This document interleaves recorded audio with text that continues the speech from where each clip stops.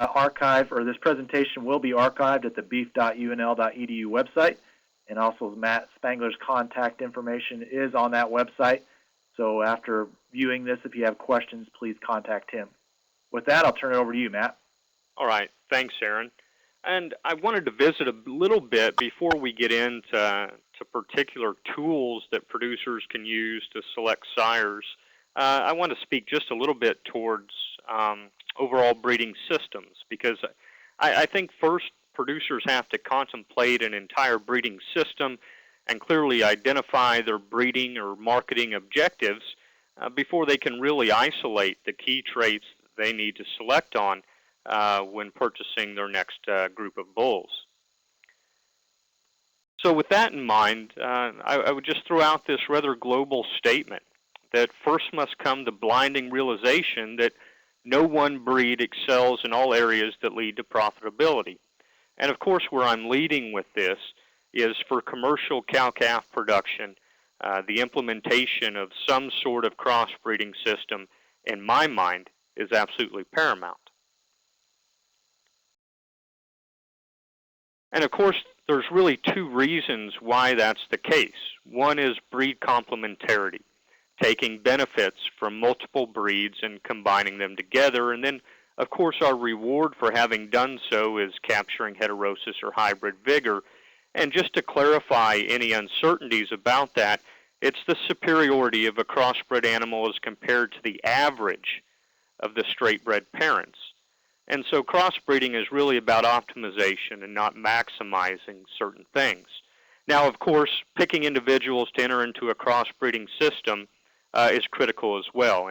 And just to kind of speak off the cuff, you can't mate a poor animal from breed A to a poor animal of breed B and think that because you're crossbreeding, everything's going to work out fine. It still takes stringent selection in terms of the animals that represent each of the particular breeds. And of course, as we know, the more divergent those breeds are, the more we benefit from hybrid vigor or heterosis.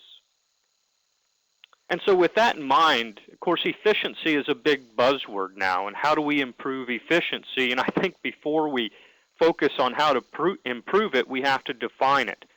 Most oftentimes, efficiency is talked about really centered around improving feed utilization for one animal during an isolated period of their growth or of their life cycle. I would encourage you to think about efficiency in a much more global context in terms of improving efficiency of beef production throughout the entire production chain. And if we think about efficiency in that manner, then kind of the equation I put together here gets at total system efficiency. Admittedly, I've made a few assumptions. And if we simply take the females, the cows, their weight, the lean value of that animal once it's culled, and then add to it the number of progeny it has times what they weigh and what they're worth, that gives us the income side of that efficiency equation. And then on the output on the input or the cost side, we have the feed for those different animals, the dam and the progeny as well. And so that gets us at a global look at efficiency. And when you think about efficiency in that context, what we're trying to do is increase the number of progeny per dam, either by selection or by the non-additive effects that we get from crossbreeding. And so if we can improve that reproduction, we can go a long ways in improving overall efficiency of beef production. So again, I encourage you to think about efficiency perhaps in a different way than what we talk about a lot of times in terms of improving feed efficiency of growing calves. Not that that's not important, but I think in terms of impacting the profitability of our beef cattle operations, perhaps this definition warrants some thought. Now, to select animals within a breed for the traits that we may deem economically relevant, depending on, again, what our breeding goals are, there's a lot of information to do that. And I don't need to tell you guys that have have bought bulls before that if you open up a semen catalog or a bull sale catalog, it's quite easy to get confused because of all the information that's thrown at you. There's numerous traits, and here in my example, CE would denote calving ease, and then we have birth weight, weaning weight, yearling weight, maternal calving ease, milk, and then we go down to the bottom chart there and have carcass traits like yield grade, marbling, back fat, and ribeye area. And then maybe we even have some results of a genomic test that are published separately and in a disjoined fashion from EPDs. And so not only do we have a lot of traits, but we have a lot of different measurements for each trait. The animal's adjusted weights, their in-herd ratios, their EPDs, and so it can become cumbersome. And I think before you ever open up a bull sale catalog, there's two things that need to be very apparent to you. One is, what traits do you need to improve? What really helps your bottom line? And so then I think you can narrow this down fairly quickly in terms of the columns that you need to look at. And then from there, obviously, when selecting for a particular trait, use the EPD for that trait. And the reason is those adjusted measurements have a lot of environmental influences still in them. And when we're picking sires for the next generation, all we're concerned about is the genetic potential of that animal, because they can't pass on to their progeny the benefits of enhanced feeding regime or something of that nature. All they can pass on is their genetics. And so that's why we want to focus on the EPDs. Now, if we think about how this actually works, the phenotype we see is equal to the genetics of an animal plus the environmental influences. Now, if we think of a couple of animals here, I just put together a simple example, a couple of bull calves, and maybe each of them weighed 600 pounds at weaning time. And that 600 pounds, though, those two animals got there in a very different manner. They both come from the same population, so let's say they both came from the same breed, and let's just say Simmental, for example. And the average for that breed, weaning weight, is 550 pounds. Now, the animal on the top had a fairly large benefit, the plus 10, in terms of the environmental component. They were actually raised in a very good environment. Their breeding value, or their genetic merit, was plus 40. The animal on the bottom has the same mean. It's coming from the same breed, actually had a relatively poor environment, a -5, but actually genetically far superior animal, plus 55. So you can see that just selecting on the phenotype, you would think these two animals are exactly the same. But in reality, they're considerably different in terms of their genetic potential. So this was meant to illustrate the flaws and, honestly, the potential incorrect decisions that can be made by selecting on an animal's phenotype instead of selecting on their genetic merit or on the EPD. So in a nutshell, how do these EPD things work? Well, we have this particular sire here, for instance, and he sires calves throughout several different contemporary groups and several different environments, and we measure those calves. Again, we'll use the example of weaning weight and compare them to the other calves born in that herd in that year, and we begin to see how they rank across several environments. The calf on the top was 30 pounds heavier than his contemporaries at weaning, and this sire had other calves across other contemporary groups, some of them much better than their contemporaries, some of them worse, and we begin to get a cumulative average of how well this sire is performing. And essentially, that's what we're doing with an EPD. On average, how much better is that sire's calves compared to other sires within that breed? Now, you may ask, well, why the considerable differences across all these different progeny of that one sire? Well, offspring of a sire can exhibit more than 3/4 the genetic diversity of the entire population. Another way of saying that is, by having the same sire, all we're really accounting for is roughly 1/4 of the genetic variation. So that's why we do expect some differences as we mate these animals across several different contemporary groups. Now, for a young sire, perhaps he doesn't have that many progeny, and as a consequence, our belief in his EPD is less. The accuracy value is less. So what we do is we shrink his EPD, or you can think of it as regressing it towards the mean. And as we get more information and more faith in that EPD, the accuracy goes up and we shrink it or regress it towards the mean less. Now, as I've alluded to, and I'm sure most people are well aware, EPDs are only valuable in comparing animals within a breed. However, the U.S. Meat Animal Research Center in Clay Center, Nebraska, publishes on an annual basis a set of crossbreed adjustment factors that can be used to compare animals on the same base. And by using these adjustment factors, essentially, you're comparing everything on an Angus base. And here I have birth, weaning, yearling, and milk crossbreed adjustment factors, but there are also crossbreed adjustment factors for various carcass traits too. And again, I said these are updated on an annual basis, and you can find those most recent ones at the Beef Improvement Federation website. I have highlighted here two breeds in red, Red Angus and Simmental.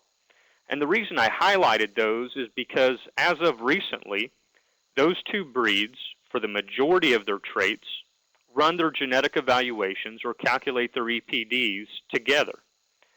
The neat thing about that is that Red Angus EPDs are then directly comparable to Simmental EPDs. All right, let's begin to talk about some specific traits and in particular potential antagonisms. Here I have the genetic trends for weaning weight across a variety of breeds: Angus, Red Angus, Hereford, Charolais, Gelbvieh, Limousin, Maine Anjou, and Simmental. And what we see is, by and large, across all these breeds, the trend for weaning weight has increased over the past roughly 2 decades. And that's credit to the power of EPDs and the fact that producers have utilized those in selecting for increased weaning weight. However, the point I'd like to make here is that we need to be cautious about genetic correlations and the impact that we could have on other traits. And so here's a table that shows the genetic correlation between mature weight and immature weights, such as birth weight, weaning weight, and yearling weight. And you'll see that all of these immature weights are at least moderately correlated to mature weight, meaning as we choose to select weaning weight or yearling weight, there is the potential to also increase mature weight. And so that's particularly relevant for those cow-calf producers that sell at weaning and retain replacement heifers. They're trying to maximize weaning weight, but in doing so, they could inadvertently be increasing the mature size of their cow herd. Another thing I wanted to point out was the genetic correlations between mature size and various carcass traits. And the notable one here is the genetic correlation between mature weight and hot carcass weight at 0.81. That's extremely high. And that says there's a very strong tendency that as we increase hot carcass weight, we tend to increase mature weight as well. And the one thing I'll throw in here, and there's been several people that have talked about it and actually put together decision support tools to help producers think through this, but the thought of actually buying replacement heifers, and in that case, all calves born in the herd are terminal in nature. And so in that kind of breeding system, these correlations become insignificant because producers can use terminal sires, not having to worry about the correlated effects in replacement heifers because all replacement breeding stock are purchased. And so there are some efficiencies to be gained there, and I would encourage people to honestly think about the pros and cons of buying replacements versus producing their own. Another thing I wanted to point out relative to mature size was how breeds have changed over time.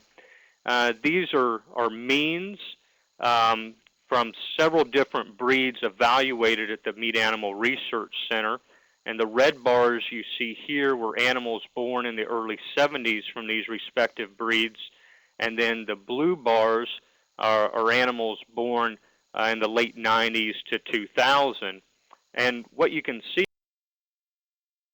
is that the red bars for our traditional continental breeds, Simmental, Gelbvieh, Limousin, and Charolais, their mature size in the 70s was a fair amount larger than HA, which is Hereford Angus. But over time, that's changed some. Now we actually see some of the continental breeds actually being smaller at mature size compared to some of our British breeds. So the traditional paradigms, perhaps, that some of us were used to relative to how these breeds ranked for certain traits, mature size included, have certainly changed over time. Another trait I wanted to visit a little bit about is milk. And all breeds have a milk EPD, although they may call them a little bit different, name them a little bit different. You can see that there are several breeds here that have selected for increased milk or increased maternal weaning weight over time. And some of these breeds much more dramatically than others. And again, that's a credit to the fact that these EPDs work and producers have utilized them. But I do become a bit concerned with this one in particular because we know that milk production comes at a cost.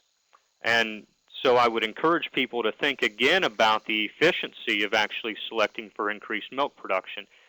This was a study done here by Merlin Nielsen and others at UNL in the early 90s, where they compared income, expense, and economic efficiency for 3 different levels of milk-producing cows: low milk production, medium, and high.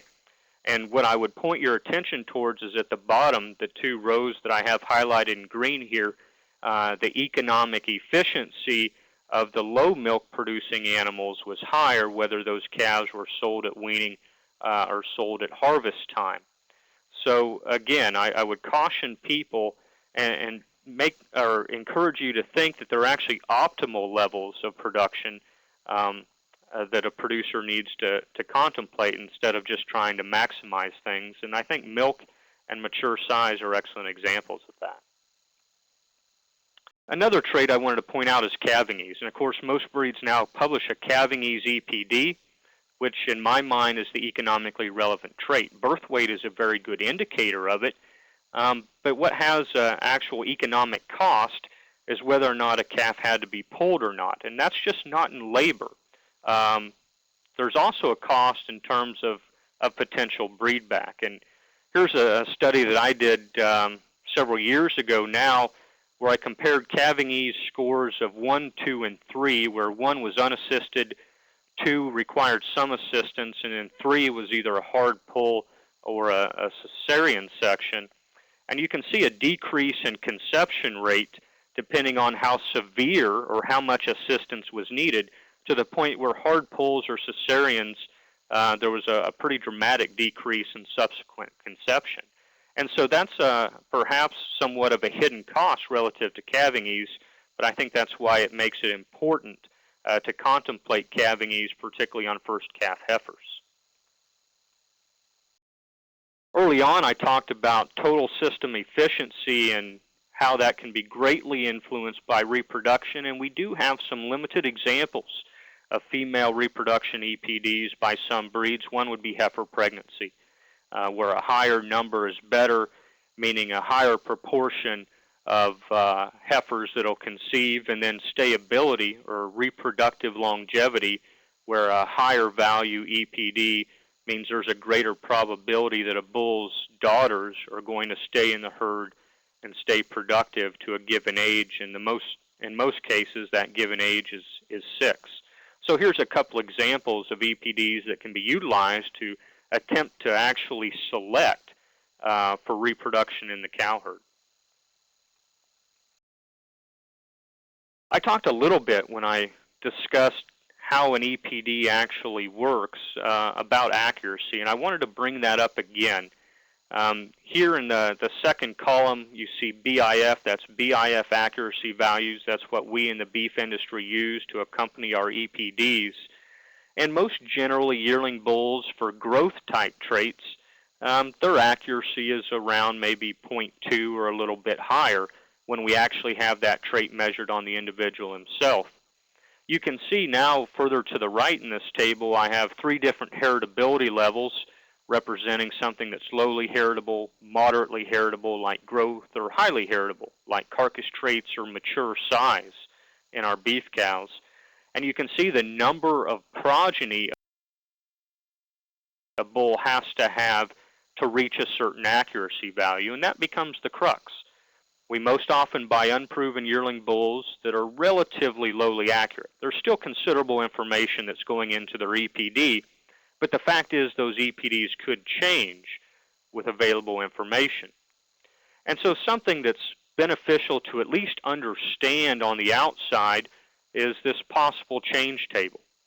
And each breed has these for each trait that they publish EPDs. And here you have the BIF accuracy value and then the possible change. This is actually a limousine example for a couple different traits, ribeye area and marbling score. And so we can actually use that in a pretty handy fashion to determine where a bull's true EPD is likely to sit. So if we go to this example, we have this limousine bull that has a marbling EPD of 0.1, and we say his accuracy is 0.20. That's pretty close to what it would be if he had an ultrasound scan done on him. From the previous slide, we can look and see that if the accuracy is 0.20 for marbling score, the possible change just by chance happens to be 0.20 as well. So we can add 0.20 to his marbling score EPD and also subtract the same value from his marbling score EPD and say that we're about 2/3 or 68% confident that his true EPD for marbling is between negative 0.1 and 0.3. So what that does is builds a little cushion, or is a very conservative way at comparing bulls, particularly when the true value matters, as might be the case for a trait like calving ease. All right, something I just wanted to spend a few moments discussing, because you're going to see it advertised in bull sale catalogs in the coming months for a variety of breeds, and that's things relative to genomically enhanced EPDs. And of course, DNA technology has been extremely helpful in resolving uncertain paternity and helping us identify carriers of recessives. In particular, we think about genetic defects, but it's also aided us in adding accuracy to the EPDs of young sires. And of course, most people think about this for Black Angus cattle that have had marker-assisted or genomically enhanced EPDs for a few years now, but there are several other breeds that are currently in that same context. So really a genomically enhanced, or what I might call a marker-assisted EPD, is taking the animal's EPD based on traditional information, phenotypic records, and pedigree, and including into that now an indicator of genetic merit that comes from DNA information, and most likely tens of thousands of DNA markers. This, as I said, has the potential to benefit young sires the most. So here's a table that I put together that shows the impact on EPD accuracy if that genomic test explains about 40% of the genetic differences. And for several breeds, for several traits, particularly growth and carcass traits, that's about how well we do. And so if a young bull had no information early on, he benefits a great deal. The dark gray bar is the accuracy of the EPD before we included DNA information, and the light gray bar is the increase in accuracy we got after we included DNA information. So you can see that even for sires that have an accuracy of 0.3 or 0.4 or even 0.5, in some of those cases that means they already have a few progeny, we can still get an improvement. But for highly accurate bulls, bulls that are prominent AI sires, this information does not help us discriminate amongst them. So this is primarily a tool to help us increase the accuracy of young, unproven animals. So the question is, are genotyped bulls better? And I'm talking about the bulls that you see advertised as having a genomically enhanced EPD. And I'd say that doesn't make the bull better than another. It just has the potential to make his EPDs more accurate. And so it's important to still understand the fundamentals. Look at the EPDs, and now on yearling bulls in particular, pay attention to the accuracy.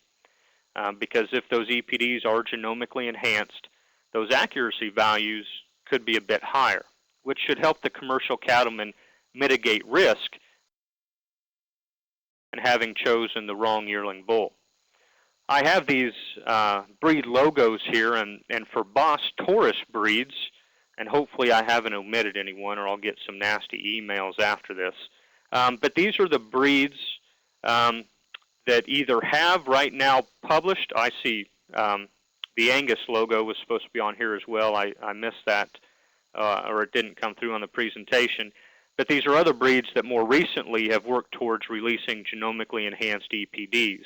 And those are either available now or will be shortly in the coming months. So this is really spread through the majority of our beef breed associations and being able to produce genomically enhanced EPDs.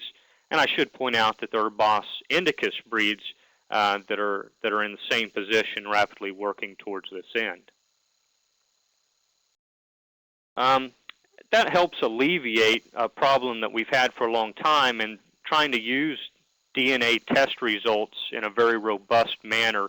That means using a one-size-fits-all genomic test that's supposed to work across different breeds. We know that doesn't work. Here's an example of some research done here at the University of Nebraska where we developed a set of markers for use in Black Angus cattle for predicting weaning weight or yearling weight, and then tried to apply that in Red Angus, and what you can see is the genetic correlations were dramatically reduced, showing that this technology is not necessarily robust across breeds. But again, the movement of including DNA test results into EPDs has really helped, I think, simplify the interpretation of this kind of information for commercial cattlemen and seed stock producers alike. I think a big question relative to DNA information is, why didn't we start with the really novel traits, things like female fertility, disease susceptibility, feed intake, and efficiency? And the answer to that is we need phenotypes or animals that have those kind of data recorded on them in abundance before we can develop those DNA tests. And so we started with the traits that we did have recorded in abundance, and that's things like growth and carcass merit. So those kinds of traits are underway now to try to get genetic prediction tools for those kinds of more novel traits or higher hanging fruit, if you will, so that we can include those into our genetic selection programs. One thing I want to visit about just briefly is multiple trait selection, because just like no one breed excels in all areas that lead to profitability, no one trait does either.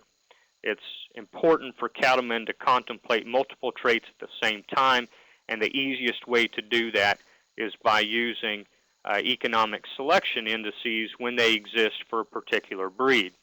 And it's critical to understand some of these indexes are maternally oriented and some are terminally oriented. And I've tried to list here the ones that I consider to be terminal and the ones that I consider to be more maternal in nature.